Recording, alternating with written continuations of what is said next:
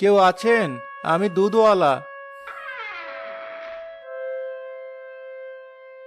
ভিতরে এসো জামাল। আপনি আপনি আমার নাম জানেন? যে আমার জন্য রোজ এত কষ্ট করে দুধ নিয়ে আসি তার নামটা তো জানতেই হবে। বাইরে দাঁড়িয়ে কেন? ভিতরে এসো।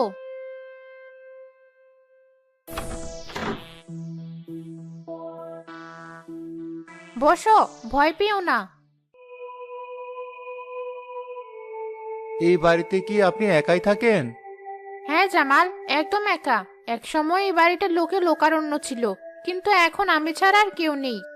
আপনার বাড়ির আর কেউ নেই? কোনো আত্মীয় স্বজন? ছিল, আমার স্বামী ছিলেন, খুব ভালোবাসতেন আমাকে।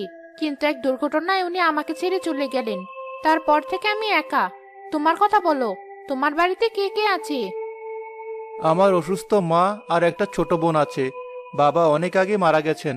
আমি একমাত্র আমার পরিবারের ভরসা। তাই বুঝি একা একা সব সামলাতে খুব কষ্ট হয় না? কষ্ট তো হয়ই, কিন্তু কি করব বলুন? দায়িত্ব যখন আমার, তখন তো একটু কষ্ট করতেই হবে। তুমি খুব ভালো ছেলে জামাল। বসো, আমি তোমার জন্য দুধ নিয়ে আসি। খেলে তোমার সব ক্লান্তি দূর হয়ে যাবে।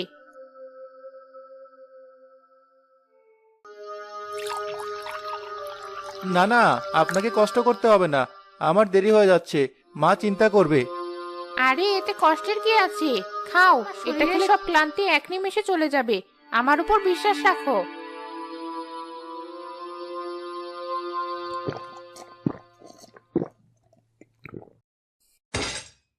দুধে কি ছিল? আমার শরীর। বিষ ছিল বোকা ছেলে। এটা এমন এক জিনিস যা তোর শরীরকে অবশ করে দেবে, কিন্তু তোর চেতনাকে জাগিয়ে রাখবে। তুই সব দেখতে পাবি, সব বুঝতে পারবি, কিন্তু নড়তে পারবি না। তুই আমার কোনো ক্ষতি করিসনি, কিন্তু তোর মতো যুবকের তাজা রক্তই আমার খাবার। তুই কি ভাবিস আমি একা থাকি? না, আমার খিদে আমার সাথে থাকে। আর সেই খিদে মেটানোর জন্যই তোকে আজ এত আদর করে ডেকে আনলাম।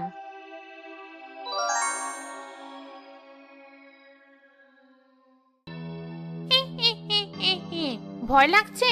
লাগারই কথা। কতদিন পর এমন তাজা শিকার পেলাম। তোর এই সুন্দর চোখ দুটো আমি সবার শেষে খাবো। আগে খাবো তোর বুকের তাজা গরম রক্ত।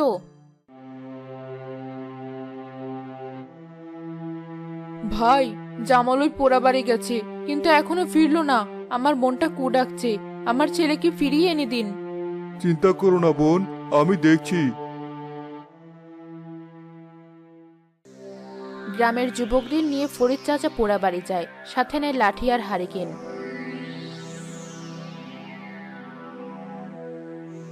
জামাল, জামাল, তুই ভিতরে আছিস নাকি? টর্চের আলো গায়ে পড়তেই শাকচুন্নির যন্ত্রণা শুরু হয়। আলো, আমার চোখ চলে যাচ্ছে। জামালের সুযোগে শরীরটা ঝাঁকিয়ে সোফা থেকে মেঝেতে পড়ে যায় এবং হামাগুড়ি দিয়ে দরজার দিকে যাওয়ার চেষ্টা করে। দরজা ভাঙ, সবাই মিলে ধাক্কা দে।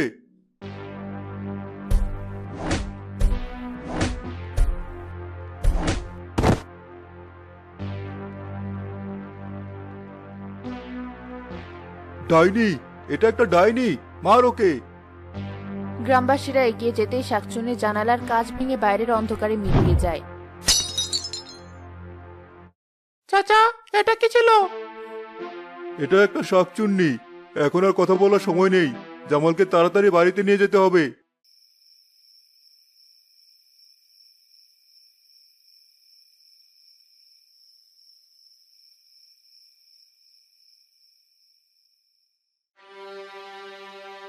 আমার জামাল, আমার বাবা, কি হয়েছে ওর? তোমরা ওকে কোথায় পেয়েছো?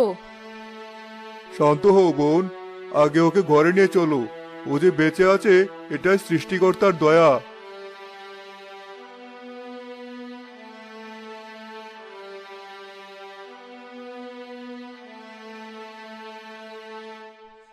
কবিরাজ মশাই, দেখুন আমার ছেলের কি হয়েছে। ও চোখ খুলছে না কেন? শরীরে কোনো বড় আঘাত নেই, কিন্তু নারী খুব দুর্বল। মনে হচ্ছে প্রচন্ড ভয় পেয়েছে। এ কোনো সাধারণ অসুখ নয় জমিলা, এ হল আত্মার উপর আঘাত। এর কি কোনো ওষুধ নেই কবিরাজ? আমার জানা মতে এর কোনো ঔষধ নেই। একমাত্র সৃষ্টিকর্তার নাম আর সেবা যত্নই ওকে ভালো করতে পারে। আমি কিছু শান্তিদায়ক বড়ি দিয়ে যাচ্ছি, যদি জ্ঞান ফিরে খাওয়ানোর চেষ্টা করো। আমার ছেলেটা কি আর ভালো হবে না? সাহস রাখো বোন, আমরা সবাই তো আছি।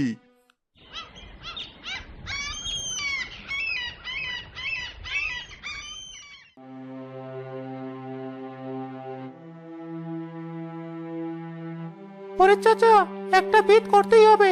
ওই ডাইনি যদি আজ রাতে আবার গ্রামে হানা দেয়। ঠিক কথা, আমাদের ছেলেমেয়েরা ভয়ে ঘর থেকে বেরোচ্ছে না। ওই বাড়িটা জ্বালিয়ে দিতে হবে। মাথা গরম করে কোনো লাভ নেই। আগুন লাগালে যদি ওটা আর খেপে যায়, তখন সামলাবি কি করে? তাহলে আমরা কি করব? এভাবে ভয়ে ভয়ে দিন কাটাবো? না, আজই আমরা সবাই মিলে ওই বাড়ির চারপাশে উঁচু করে কাঁটাতারের বেড়া দিয়ে দেব। আর গ্রামে ঢোকার মুখে একটা পাহারার ব্যবস্থা করব, যাতে ওই বাড়ি থেকে কিছু বেরোতে না পারে। আর আমাদের গ্রামের কেউ যেন ভুল করে ওইদিকে না যায়।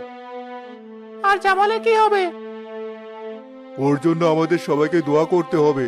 দেখা যাক সৃষ্টিকর্তা কি করেন। সেদিন তারা সবাই মিলে পোড়াবাড়ির আশেপাশে কাঁটাতারের বেড়া দিয়ে দেয়।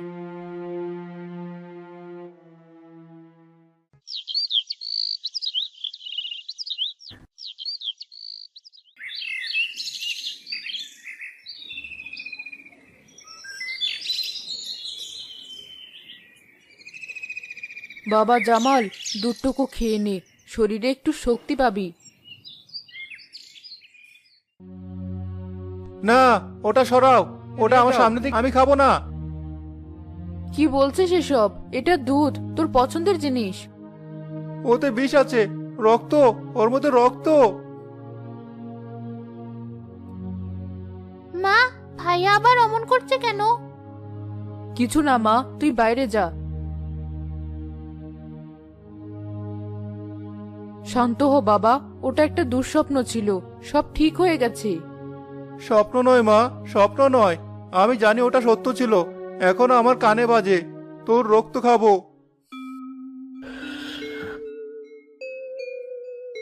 আরে চাচা, জামালের অবস্থা এখন কেমন? শরীরটা হয়তো সেরেছে, কিন্তু মনটা সারা জীবনের মতো পঙ্গু হয়ে গেছে। সারাদিন ঘরে বসে থাকে, সূর্যের আলোতেও ভয় পায়। রাতের বেলা তো কথাই নেই। ব্যবসা বাণিজ্য সব বন্ধ? হ্যাঁ, দুধের নাম শুনলে আটকে ওঠে। বেচারি জমিলা বিবি অনেক কষ্টে সংসার চালাচ্ছে। ছেলেটা বেঁচে থেকেও যেন মরে গেছে। আর ওই পোড়াবাড়ি, ওদিককার কি খবর? কাঁটাতারে বেড়া দেওয়া আছে, কেউ যায় না ওদিকে। তবে পাহারাদাররা বলে মাঝে মাঝে অমাবস্যার রাতে নাকি ওদিক থেকে কান্নার আওয়াজ আসে। বলেন কি? তাহলে ওটা এখনো ওখানেই আছে? কে জানে, হয়তো আছে নতুন কোনো শিকারের অপেক্ষায়।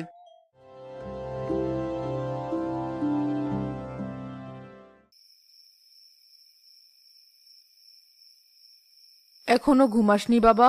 রাত তো অনেক হলো। ঘুম আসে না মা। সব ভুলে যাওয়ার চেষ্টা কর বাবা, যা হয়ে গেছে তা তো আর ফিরবে না। নতুন করে সব শুরু কর। ভুলতে যে পারি না মা, কারণ ও আমাকে বলেনি। কে বলেনি? কি বলছিস এসব? ও আমার জন্য অপেক্ষা করছে। আমি ওর ডাক শুনতে পাই। কার ডাক? শাকচুন্নির। ও আমাকে ডাকে মা, খুব মিষ্টি সুরে ডাকে। বলে, ভয় কিসের জামাল, আমি তো তোরই অপেক্ষায় আছি।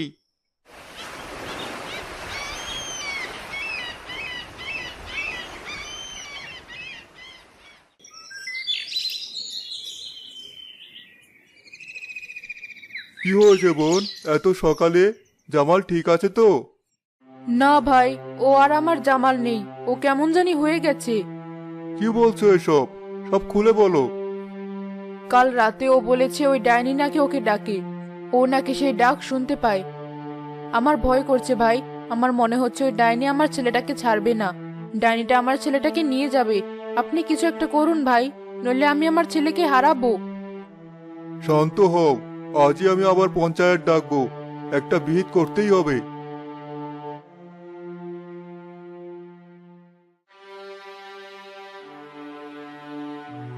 আমাদের সবাইকে আবার বসতে হলো একটা কারণে। জামালের অবস্থা ভালো নয়। ওই শাকচুন্নির নজর ছেলেটার উপর থেকে সরেনি। কিন্তু আমরা তো বাড়ির চারদিকে বেড়া দিয়ে দিয়েছি, তাহলে আবার কি করে নজর দেবে? এটা শরীর দিয়ে নজর দেওয়া নয়, মন দিয়ে নজর দেওয়া। আমাদের গ্রামের কবিরাজের সাধ্য নেই এর চিকিৎসা করার। আমি শুনেছি পাশের গ্রামে একজন খুব ভালো তান্ত্রিক আছেন, নাম কেরামত ফকির।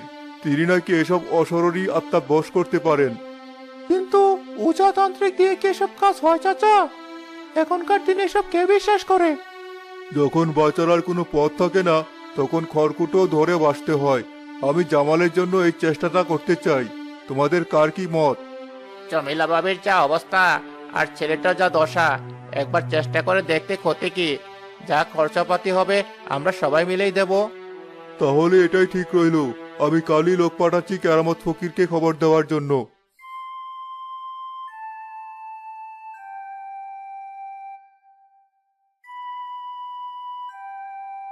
এই বাড়ির বাতাস ভারী হয়ে আছে।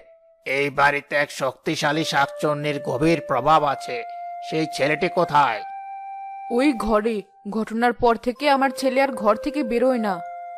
আমাকে ওর কাছে নিয়ে চলুন, আমি একা কথা বলবো, কেউ ভিতরে আসবেন না।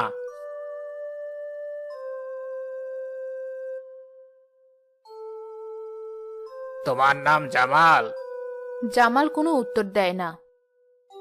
আমি জানি তুমি সব শুনতে পাচ্ছ। ভয় পেও না, আমি তোমাকে সাহায্য করতে এসেছি। কেউ আমাকে সাহায্য করতে পারবে না। কেন পারবে না?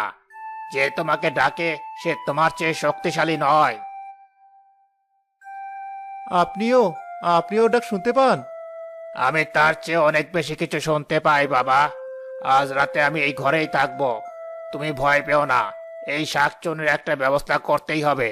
হয় ও থাকবে, না হয় তুমি।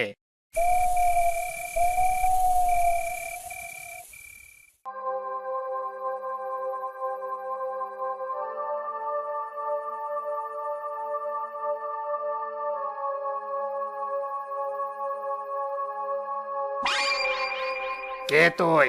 কোথা থেকে এসেছিস? কেন এই নিষ্পাপ ছেলেটাকে কষ্ট দিচ্ছিস? তোর কি চাই বল। ওকে আমার চাই, ও আমার। ওকে আমি নিয়ে যাব। তুই ওকে নিয়ে যেতে পারবি না। তুই এই শরীর ছেড়ে চলে যা, এক্ষুনি যা। পারবি না ফকির, তুই আমাকে তাড়াতে পারবি না। ওর মনে আমি ভয় বুনে দিয়েছি, সেই ভয়টাই আমার শক্তি। ও নিজেই আমার কাছে আসবে। তাহলে তোকেও আজ জলে পড়ে মরতে হবে। কেরামত ফকির হাতের পানি নিয়ে জামালের শরীরে ছুঁড়ে মারতেই জামাল বিকট চিৎকার করে জ্ঞান হারিয়ে মেঝে লুটিয়ে পড়ে। ঘরের বাতিগুলো দপ করে নিভে যায়।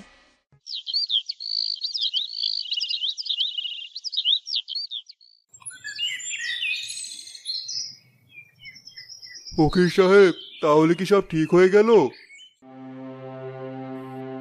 না, আমি ওকে তাড়াতে পারিনি। ও খুব শক্তিশালী আর জেদি। আমি ওকে কিছুক্ষণের জন্য দুর্বল করে দিয়েছিলাম মাত্র।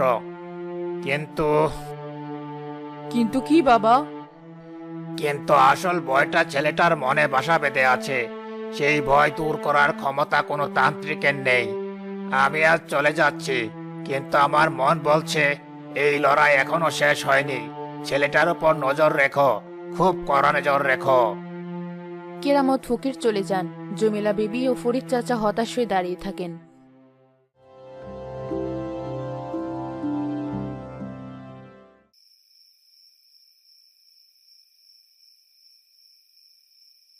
এখন কেমন লাগছে বাবা? খুব ভালো লাগছে মা, সব পরিষ্কার হয়ে গেছে। সত্যি? তাহলে ডাইনিটা চলে গেছে? না মা, ও যায়নি। ও আমার জন্যই অপেক্ষা করছে। ফকির সাহেব ওকে তাড়াতে পারেননি। তাহলে এখন আমাকেই যেতে হবে। কোথায় কোথায় যাবি তুই? না, আমি তোকে কোথাও যেতে দেব না। কান্না করো না মা, যেখানে ভয়টা জন্মেছে সেখানেই তাকে শেষ করতে হবে। নয়তো এই ভয়টা তোমাকে, রিমিকে, সারা গ্রামকে শেষ করে দেবে। আমাকে বিদায় দাও মা। জামাল মায়ের হাত ছেড়ে ঘর থেকে বেরিয়ে রাতের অন্ধকারে মিলিয়ে যায়। জামাল, ফিরে আয় বাবা, যাস না।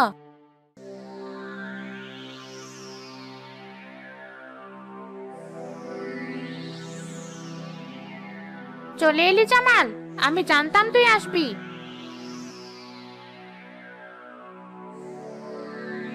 ভিতরে আয়, আর কোনো ভয় নেই। আর কোনো কষ্ট নেই, শুধু শান্তি। আয় আমার কাছে, আমরা সারা জীবন একসাথে থাকবো। আমি সারা জীবন শান্তি পেতেই এসেছি, কিন্তু একা নয়, তোমাকে সাথে নিয়ে। জামাল তার জামার ভিতর থেকে একটা কেরোসিনের টিনের কৌটা বের করে সেটা তার নিজের গায়ে ঢালতে শুরু করে। কি করছিস তুই জামাল? এটা কি করছিস? থাম। তুমি আমার মনের ভয়কে শক্তি বানিয়েছিলে, আজ আমি আমার শরীরকে ছাই বানিয়ে তোমার খিদে মেটাবো সারা জীবনের জন্য। না জামাল, না।